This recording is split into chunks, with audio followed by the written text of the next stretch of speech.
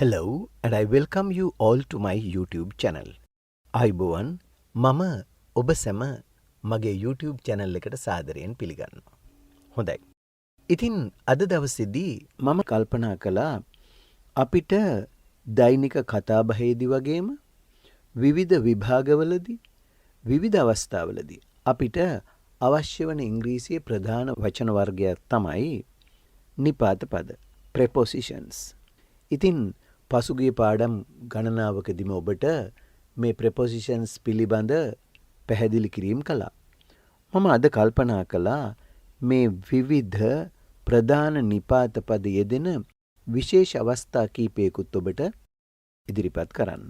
අද අපි කතා කරන්න යන්නේ on කියන on කියන නිපාත පද යෙදෙන විශේෂ අවස්ථා කීපයක්. අපි කවුරුත් දන්නවා on කියන නිපාත පදේ අපි භාවිත කරනවා උඩ කියලා කියන්නේ. ඒක අපි කවුරුත් දන්න සාමාන්‍ය යෙදුම. on. My bag is on the table. මගේ බෑග් එක මේස උඩ තියෙනවා. ඒ වගේ. ඉතින් ඒ සාමාන්‍ය ක්‍රමය. මම අද ඔබට ඉදිරිපත් කරන්නේ on කියන නිපාත පදයේ දෙන විශේෂ අවස්ථා කීපයක්. බලන්න පළවෙනි අවස්ථාව. leave කියන වචනය සමග අපි on කියන නිපාත පදය යොදනවා නිවාඩු පිට කියලා කියන්න. දැන් ගොඩක් අය දන්නවා කතා කරද්දි leave කියනවනේ නිවාඩු වලට.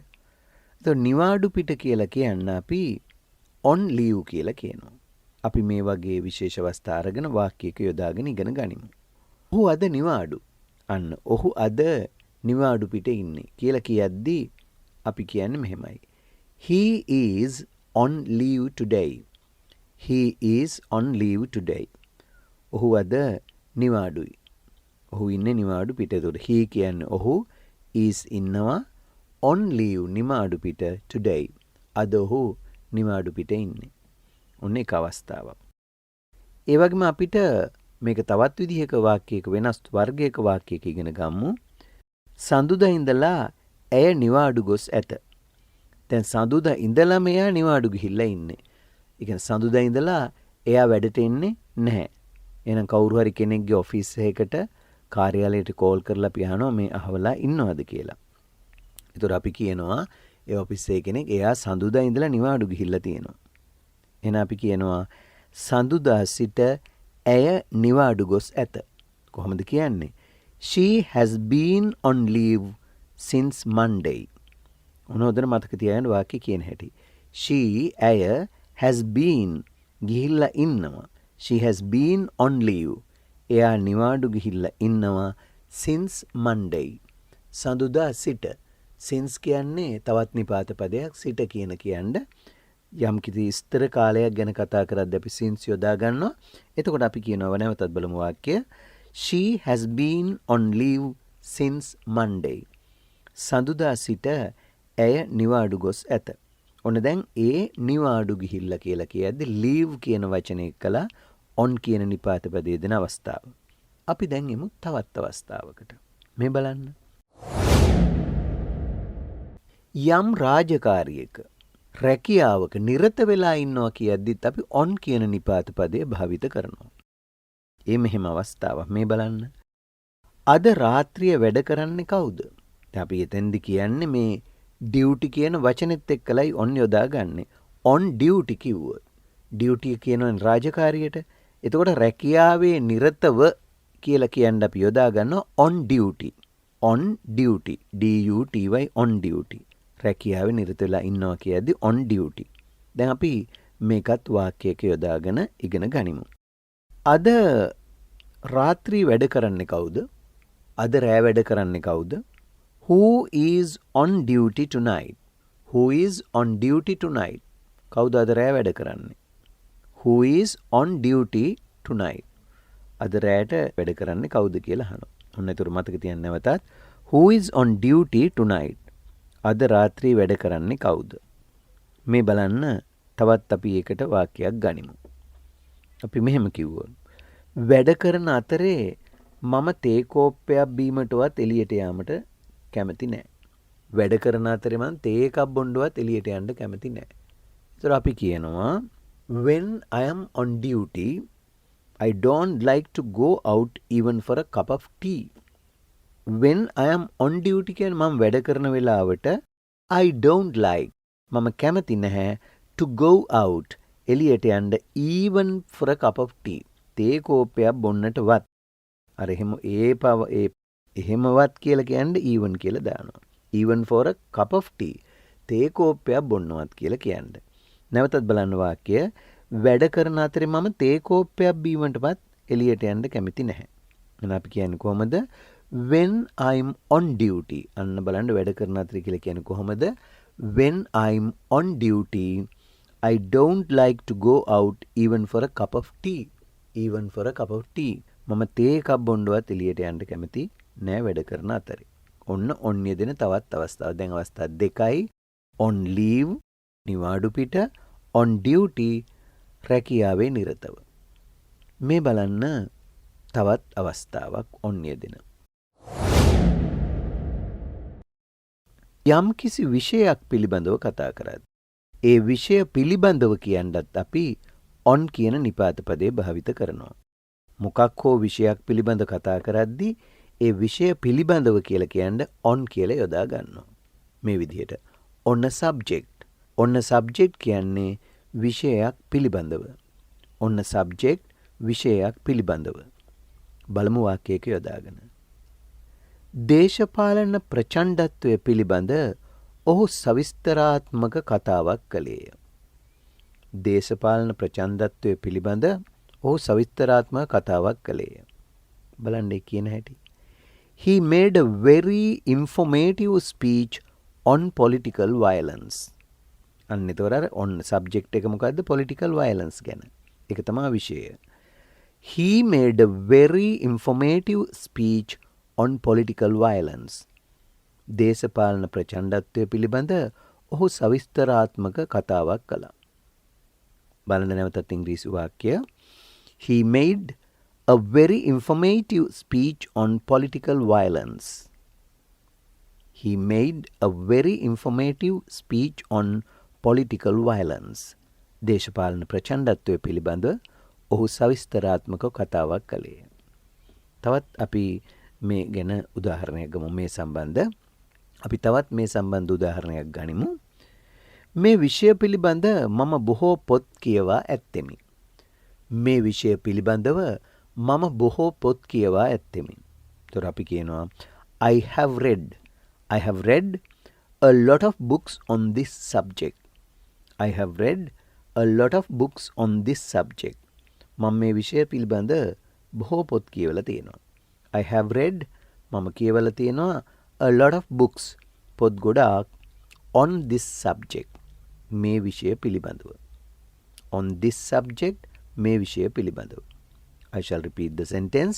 මම නැවතත් වාක්‍යය කියන්න. I have read a lot of books on this subject. මේ විෂය පිළිබඳ මම බොහෝ පොත් කියවා ඇත්තෙමි. එහෙනම් on this subject මේ විෂය පිළිබඳ, on political violence දේශපාලන ප්‍රචණ්ඩත්වය පිළිබඳව, ඔය වගේ ඕනම විෂයක් ඕනම දෙයක් පිළිබඳව කියද්දී on කියන නිපාත පදයයි අපි භාවිත කරන්නේ. මේ බලන්න තවත් අවස්ථා.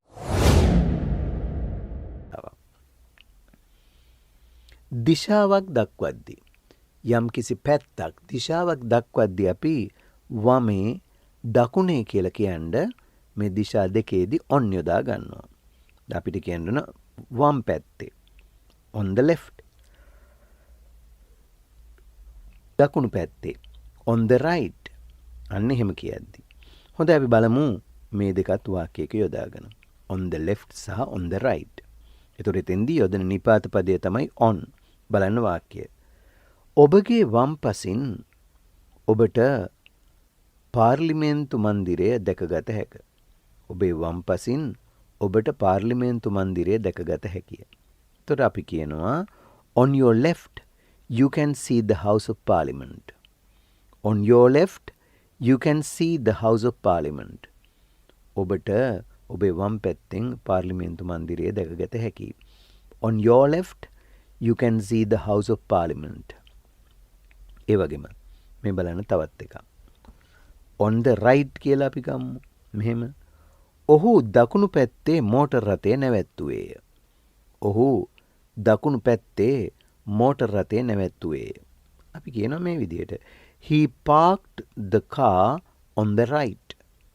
He parked the car on the right. ඔහු parked නතර කළා.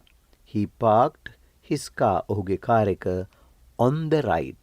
දකුණු පැත්තේ. He parked his car on the right. ඔහු දකුණු පැත්තේ මෝටර් රථය නැවැත්තුවේය. ඒ ඔන්න දෙන තවත් විශේෂ අවස්ථාවක්. මේ බලන්න තවත් අවස්ථාවක්. රූපවාහිනියේ ගුවන්විදුලිය වගේ කියද්දිත් අපි යොදන්නේ on කියන නිපාත පදේ. on television රූපවාහිනියේ, on radio ගුවන්විදුලියේ. අපි වාක්‍යයක් ලියමු. ඔවුන් රූපවාහිනියේ ක්‍රිකට් තරගයක් බලමින් සිටියෝය. ඔහු රූපවාහිනියේ ක්‍රිකට් තරගයක් බලමින් සිටියෝය. They were watching the cricket match on television. They were watching a cricket match on television. ඔවුන් රූපවාහිනියේ ක්‍රිකට් මැච් එකක් බලමින් සිටියා. ඔවුන් රූපවාහිනියේ ක්‍රිකට් තරගයක් බලමින් සිටියෝය. They were watching a cricket match on television. They were watching a cricket match on television. එහෙනම් on television රූපවාහිනියේ. ඒ වගේම ගුවන්විදුලියේ කියද්දිත් on radio. බලමු අපි මේ බලන්න. ඔහු සිරිත් පරිදි ගුවන්විදුලියේ ප්‍රවෘත්තිවලට සවන් දෙයි. ඔහු සිරිත් පරිදි ගුවන්විදුලියේ ප්‍රවෘත්තිවලට සවන් දෙයි. අපි කියනවා he usually listens to the news on radio. He usually listens to the news on radio. ඔහු සිරිත් පරිදි ගුවන්විදුලියේ ප්‍රවෘත්තිවලට සවන් දෙනවා. ඒතර අපි කියන්නේ he usually listens. He usually listens to the news on radio. News on radio. ගුවන්විදුලියේ ප්‍රවෘත්ති ප්‍රකාශයට ඔහු සිරිත් පරිදි සවන් දෙනවා. ඔන්න තවත් අවස්ථාවක් on යෙදෙන. අපි මෙතෙක් කල් දැනගෙන සිටිය අර උඩ මත කියන්න on යෙදෙනවට වඩා වෙනස් වේ යෙදෙන තැන. මේ බලන්න තවත් අවස්ථාවක්. ව්‍යාපාර කටයුතු එහෙම නැත්නම් නිවාඩුවක් සඳහා කියලා වගේ කියද්දිත් අපි on යොදා ගන්නවා. ව්‍යාපාර කටයුත්තක් සඳහා හෝ නිවාඩුවක් සඳහා කියලා කියද්දි on කියලා තමයි යොදන්නේ. කියන්නේ on business. එහෙම නැත්නම් on holiday. නිවාඩුවකට කියලා කියද්දි on holiday. ව්‍යාපාරික කටයුත්තකටත් on business. බලමු වාක්‍යයක්. ව්‍යාපාර කටයුතු සඳහා ඔහු මාලදිවයිනට ගොස් ඇත. ව්‍යාපාර කටයුතු සඳහා ඔහු මාලදිවයිනට ගොස් ඇත. ඒතර අපි කියනවා he has gone to the Maldives on business. He has gone to the Maldives on business. ඔහු ව්‍යාපාර කටයුතු සඳහා මාලදිවයින් ගොස් ඇත. He has gone.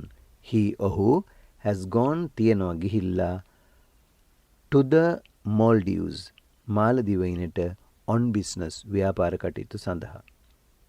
එhmenan එතන on business කියලා යෙදෙන්නේ. ඒ වගේම නිවාඩුවක් සඳහා කියද්දි නිවාඩුවකට කියද්දිත් අපි on තමයි යොදන්නේ holiday එක්කලා. මේ බලන්න උදාහරණයක් ගමු. නිවාඩු සඳහා ඇය මෙහි පැමිණ ඇත. නිවාඩු සඳහා ඇය මෙහි පැමිණ ඇත. ඒතර අපි කියනවා she has come here on holiday. She has come here on holiday. ඇය නිවාඩු සඳහා මෙහි පැමිණ ඇත. She has come here on holiday. හොඳයි. ඉතින් අද දවසට අපි ඔය ටික මතක තියාගන්න උත්සාහ කරමු. මේ on යෙදෙන තවත් විශේෂ අවස්ථා පිළිබඳව අපි ඊළඟ පාඩමේදීත් ඉගෙන ගනිමු. ඉතින් මේ කරපුවා නැවත නැවත මතක් කරගන්න. එවිට ඔබට දෛනික කතාබහේදී වගේම ඔබ පාසල් යන ශිෂ්‍යයෙක් නම් ඔබට විවිධ විභාගවලදීත් මේවා දැක ගන්න ඒ වගේම භාවිත කරන්න සිද්ධ වෙනවා. ඒ නිසා හොඳින් මතක තියාගන්න.